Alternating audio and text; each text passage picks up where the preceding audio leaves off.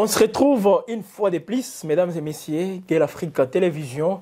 Toujours à votre compagnie, nous abordons justement les questions d'actualité. Les sports est au rendez-vous. Et là, nous allons parler justement de l'affaire Chancel Mbemba, l'international congolais. Il est toujours dans les clubs français de Marseille. Alors, vous le savez, mesdames et messieurs, il y a les différents qui opposent cet international congolais au club français de Marseille. Marseille qui, à un certain moment, n'avait plus de service de Chancel Mbemba parce que Marseille voulait aussi gagner quelque chose en les transférant dans un autre club. C'est que les joueurs a refusé. Lui, il veut justement respecter son contrat qui va s'achever au mois de juin 2025. Voilà. Alors, la situation est toujours compliquée parce que Marseille a jugé bon de les mettre aussi à côté. À un certain moment, il y avait toujours des mesures aussi pour pousser les Congolais à subir aussi les conséquences de sa décision de ne pas quitter Marseille, de vouloir tout simplement rester en train de respecter son contrat. Alors, qu'est-ce qui se passe aujourd'hui? Parce que Marseille avait même écarté les joueurs de son groupe professionnel. Donc, la première équipe de Marseille, les joueurs ne pouvaient même plus s'entraîner. Même pour accéder aux installations du club, c'était déjà compliqué pour les joueurs. Alors, Chancel Mbemba, cette fois-ci, parce qu'un joueur qu'on reconnaît avec son calme, il a jugé bon de passer aussi à une vitesse supérieure, en allant justement aussi chercher à être remis dans ses droits.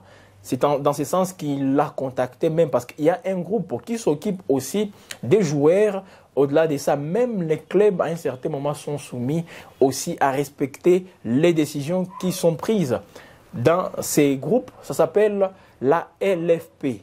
Ça existe en France, ça existe dans plusieurs pays, même en Afrique, il y a justement des corporations qui s'occupe justement des cas pareils. Alors en France, c'est la Ligue de football professionnel qui s'est déjà saisie de l'affaire Chancel Mbemba. Et le vendredi dernier, la Ligue de football professionnel justement s'est prononcée par rapport au cas Chancel Mbemba et a demandé à Marseille de les réintégrer dans l'équipe professionnelle.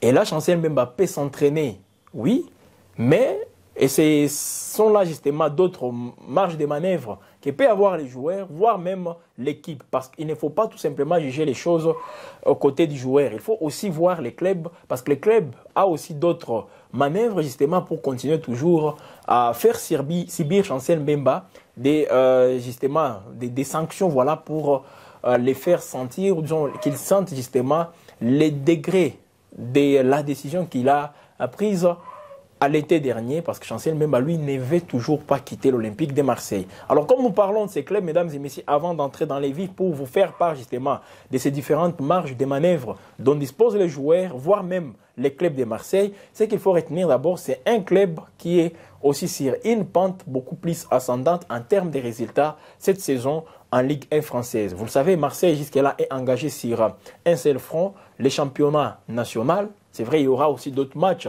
de la Coupe de France qui vont intervenir. Marseille n'est pas engagé dans une compétition continentale, que ce soit la Ligue Conférence, l'Europa League, voire même la Ligue des Champions. Vous le savez, les clubs n'avaient pas aussi connu un bon classement à l'issue de la saison passée.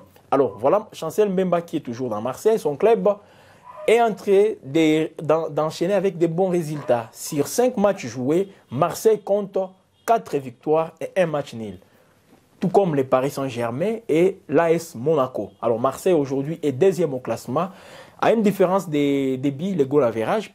Le Paris Saint-Germain a une longueur d'avance. Marseille est deuxième. À la troisième position, nous avons Monaco. Alors pour Chancel Mbemba, il peut pousser un ouf de soulagement le fait d'être réintégré dans l'équipe professionnelle. C'est sur demande de la Ligue de football professionnel.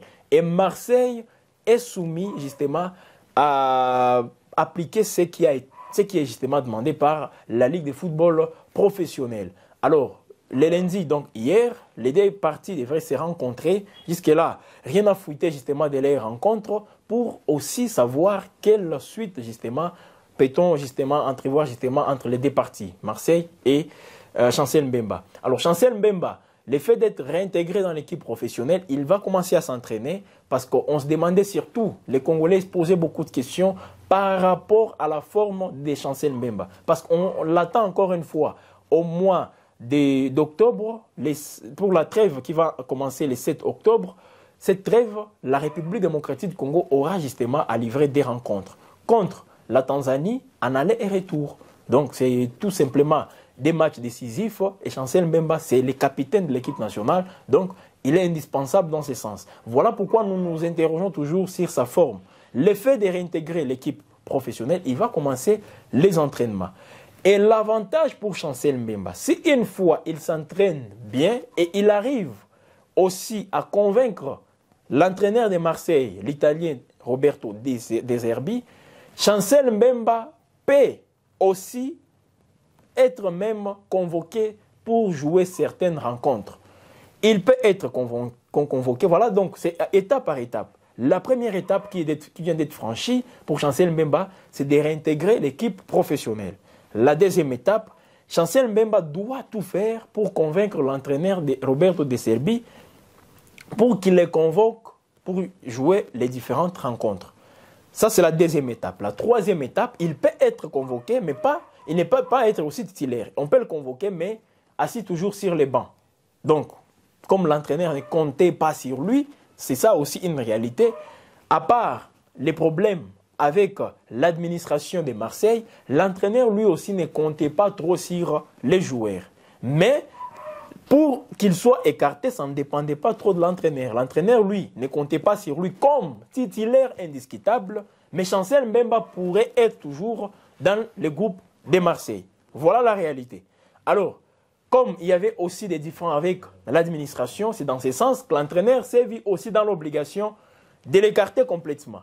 Voilà donc, mais Chancel Mbemba, comme j'ai parlé des différentes étapes. La première, il réintègre l'équipe. La deuxième, qu'il arrive maintenant à convaincre l'entraîneur aux entraînements. Et là, l'entraîneur peut les convoquer pour les différentes rencontres. Voilà. Et après, l'étape qui devra suivre, la quatrième, c'est que Chancel Mbemba soit en fait titulaire. Il peut ou ne pas être titulaire indiscutable, mais qu'il soit quand même titulaire. Et là, je pense bien qu'il peut faire preuve aussi des prestations énormes jusqu'à ce que les peuples phocéens, là je parle bien sûr de ces clubs, de ces publics de Marseille, qui est aussi très exigeant. Un public qui attend aussi les résultats. Comme ça, aujourd'hui, il y a les résultats, là ça marche bien. Surtout, Marseille a aussi des petits soucis au niveau de la défense parce que les clubs encaissent des billes. Au-delà du fait d'encaisser les billes, les clubs est entré, il y a une instabilité aussi avec les défenseurs centraux. Parce que lors du match du week-end dernier face à Lyon, Marseille a gagné 3-2. Mais Marseille a joué presque toute la rencontre parce qu'à la 5e minute de jeu, les capitaines de Marseille, les défenseurs argentés, Balerdi a écopé un carton rouge direct. Et voilà, le fait de couper un carton rouge, ça a handicapé même toute l'équipe de Marseille. Mais Marseille a fini par remporter le match. Imaginez, vous perdez un défenseur parce qu'il va rater des rencontres. Il n'est pas le seul. Il y a d'autres défenseurs centraux qui sont en train de connaître, qui connaissent justement des moments de blessure, tout ça. Donc, Chancel Mbemba, une fois, il arrive à convaincre l'entraîneur aux entraînements, il pourra être réintégrer, donc, il pourra aussi réintégrer justement les groupes qui sera des fois convoqués pour disputer les différentes rencontres. Voilà, mesdames et messieurs, c'est une étape aussi favorable pour les joueurs. Alors pour l'équipe de Marseille, parce que Marseille voulait que Chancel Mbemba prolonge son contrat. Son contrat va se terminer en juin, donc l'été prochain au niveau de l'Europe. Et Marseille voyait déjà dans l'esprit du joueur le fait de vouloir partir librement. Et Marseille a mis une pression sur le joueur pour qu'il renouvelle son contrat ou soit qu'il soit vendu pendant l'été dernier, donc l'été 2024, l'été où on a connu les mercato estivales, mais Chancel Mbemba a refusé. Il a eu plusieurs offres, même en Arabie Saoudite, les offres aussi beaucoup plus qui sont un tout petit peu financièrement parlant des offres aussi favorables pour les joueurs, mais il avait dit non, je vais rester en Europe, surtout dans Marseille, parce que j'avais signé un contrat de 3 ans et je vais honorer ce contrat. Mais Marseille ne voyait pas dans l'esprit du joueur, en tout cas, le fait de continuer et d'être là encore une fois la saison prochaine. Parce que nous sommes déjà dans la saison 2024-2025 qui coïncide aussi avec la fin du contrat de Chancel Mbemba. Voilà, mesdames et messieurs. Alors, les clubs qui voulaient ça a mis une pression sur les joueurs. Les joueurs est là, mais il est toujours payé. Imaginez 300 000 $, donc 300 000 € les mois. Si vous calculez x 12, ça va déjà dans les 3 millions de dollars pour Chancel Mbemba. 3 millions de dollars, ce n'est pas payé. Alors, les clubs, vous voyez, on va payer ces joueurs 3 millions la saison et pourtant, il n'est plus bénéfique pour les clubs. Alors, ils ont essayé un peu de l'écarter d'abord dans le groupe professionnel. Après, Chancel Mbemba n'avait plus accès même aux installations du club où il pouvait s'entraîner même individuellement ou soit être là avec l'équipe B de Marseille pour se garder la forme. Mais voilà, il n'avait pas accès à tout ça. Donc, Marseille peut l'intégrer, mais ça ne veut pas dire que Chancel Mbemba sera toujours convoqué, même aux entraînements. Il y a la différence. Il y a les groupes, dans l'équipe A, on peut faire les entraînements, mais d'une manière aussi divisée. Parce qu'il y a des joueurs qui sont appelés, les joueurs d'IB qu'on appelle, pour qu'ils s'entraînent aussi avec les joueurs de l'équipe A. Mais ils sont toujours écartés, quelquefois. Alors on peut faire ça à Chancel Mbemba, et l'entraîneur peut faire fi même de ses prestations. Donc jusque-là, ce n'est pas encore gagné pour Chancel Mbemba, en fait, de porter encore une fois les maillots de l'Olympique de Marseille. Mais ce qu'il doit faire, comme je le disais, c'est de trop travailler pour convaincre l'entraîneur et qu'il fasse appel à lui. Il peut aussi, bon, je ne le souhaite pas, mais Chancel Mbemba peut aussi compter sur l'indisponibilité de certains défenseurs centraux dans l'équipe A de Marseille. S'il y a beaucoup d'indisponibles, Chancel Mbemba sera toujours appelé par l'entraîneur. Parce qu'ils ne peuvent pas aussi sacrifier toute une équipe parce qu'ils sont en train de régler quelque chose avec les joueurs. Mais moi, j'aurais bien voulu justement que ça ne puisse pas se terminer ainsi entre l'Olympique de Marseille et Chancel Mbemba, parce que c'est un joueur, il était parmi les cadres de l'équipe. C'est grâce aussi à Marseille, au-delà du talent que les joueurs disposent, grâce à l'Olympique de Marseille, il a obtenu les prix Marc-Viviane Foé. Ces prix RFI France 24 qui récompense toujours les meilleurs joueurs africains évoluant dans les championnats français. Alors Chancel Mbemba avait reçu ces prix parce qu'il a fait des prestations aussi énormes. Alors, l'effet de l'écarter, et vous le savez, on l'a même accusé de ne pas vouloir aussi faire les examens parce que Marseille voulait les pousser même à une opération. Voilà, donc il a connu beaucoup de problèmes. L'effet d'avoir refusé Marseille a récupéré ça comme étant aussi un manque de respect au club où il voulait même les licencier. Alors, on ne peut pas aussi licencier un joueur comme ça. Si c'est un licenciement, il fallait le faire surtout pendant les mercatos estivales, les marchés des transferts, parce que vous les licenciez et ça va lui faciliter la tâche de trouver un autre club. Mais pendant la saison, vous licenciez un joueur, là, il aura du mal à trouver un club. Voilà pourquoi il y a eu beaucoup disons, la LFP s'est prononcée dans ce sens, parce que Marseille était dans la voie de licencier les joueurs en pleine saison.